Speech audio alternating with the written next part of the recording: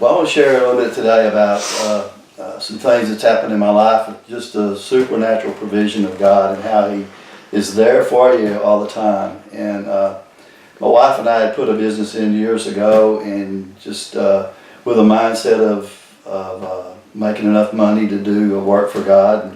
And, long story short, we kept hitting brick wall till it finally went out. And realized that the Lord, our prayer was that God, this would be of you, and we realized that it was us and everything we were doing. So I felt like the Lord one day said, this was your prayer, and so I had to destroy it so I can raise up my work in you. But we went through a 2-year period of God providing for us in just supernatural ways. Things like we would have a washing machine go out, and we'd pray about it and didn't have the money to go get a washing machine. Pray about it, and someone would knock on our door, a friend of ours, hey, I've got a washing machine extra. Do you know anybody that needs one? And it's like, yeah, we think we do, you know. And so anyway, we just went through 2 years of that type of provision where God would just provide incredibly in different ways. We had an air conditioner, our little air conditioner go out the house, and I had a guy come out and check it, and it was history. The compressor was gone, history, and he left, and we gathered the kids, we went in there and prayed, and it started working, and it worked for 1.5 years after that, and got us by, you know. So He's just a God that's faithful to provide for you, but He stretches you out to the last minute.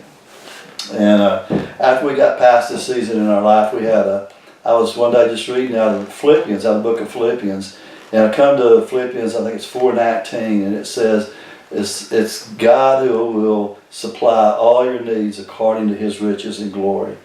And I just made a simple statement to the Lord that I said, Lord, I want to know your riches and glory. I want to see your riches and glory. And in my heart, I hear the Lord making a deal with me, and it's like, okay, here's the deal. You don't use a credit card, you don't borrow money, you keep ministering the way you are, because we had people over at our house all the time. You keep doing that, and I'll show you my riches and glory. So I'm like, you got a deal, Lord. So I'm expecting all these blessings to come, to see God move in such blessings. And the next month and a half was incredibly hard. Everything that could go wrong went wrong. Our expense was through the roof. Everything cost us like twice as much. Cars breaking down. Everything, and determined I wasn't going to go borrow money, I wasn't going to use a credit card or anything. And so we hit to the place where it was like getting desperate. And I can remember walking into our kitchen one day and looking in the cupboard, and there was one can left. I don't remember what it was, whether it was beans or corn or what, but there was nothing in the cupboard, nothing in the refrigerator. We still had 3 kids at home, and I was just like, you know what, it's decision time. And so it was either bail out and drop the plan I had, the agreement I had with the Lord, or hang in there till death. And out of my mouth just come, I will not leave. I'm not moving. I'm not budging off of this. And the very next day, we had a lady from church. Nobody knew what we were going through, but we had a lady from church show up the next day, and she had sacks and sacks of groceries, and it was all like for hamburger cookout, like a hamburger meat, buns, vegetables for it, and everything, drinks, everything for a good hamburger cookout. So my thought is like, that's gonna last for a while. That's that'll last us a week or so, And we had another friend that, without us knowing what was going on, invited like 20 people, like 10 couples to our house that night. And they were going to play volleyball. So it was all joined up at our house to play volleyball or something. And needless to say, we had a hamburger cookout. And we cooked everything we had, and it was enough. It fed everybody, but there was nothing left over. The next day, a lady shows up, and she brings me a check. She goes, I don't know, God just told me to bring you this check. She brings us a check.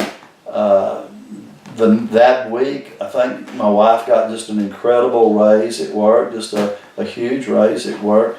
And that went on for about a month and a half. It was a daily thing of God just providing in just incredible ways. So we've learned to trust the Lord. We've learned no matter You know, if you've got a business and it goes under, it's going under, what do? You trust the Lord. You get direction from Him. You find out what He's wanting you to do, and you follow in that, and you go into death on standing on what God's told you to do. And one more thing I want to share on the provision. We had at church, we had 16 youth where we're going to send to Brazil on a youth trip. And on this youth trip is a 2-week trip. They trained them for the first week, and then the second week they would turn them loose to minister. They would let them. They would do the preaching, they would do the worship and everything, and they would turn them loose. Well, we had 16 go, and the trip was rather expensive, but we had 16. The kids were great on doing fundraisers and stuff. They got out and they worked, and they did cookout things. They did all kinds of stuff for fundraisers. But we had 16, and it was an expensive trip. And they fell a little bit short. And the day I had to have the money in was, I remember it was on a Thursday. I had to have the money in by noon. I had to call in with the money by noon on that Thursday. I remember walking into my office that morning, and I just simply said, Lord, if you want these kids to go on this youth trip, you need $12,000 by noon today. And I'm not going to do a thing to get it unless you tell me to do it. And by noon that day, I had 3 different people that had come into my office and gave a total of exactly $12,000. And we sent kids on a youth trip. So God is a God that stretches you, but the key is standing in faith, believing what God says, believing His Word, and not moving off of it. And so He has just taken us through periods of time in our life where it's just, we're going to trust Him. And, you know, we don't have, there's no plan B. He's plan A, and we stand and trust, and He has been faithful every time. So. Awesome.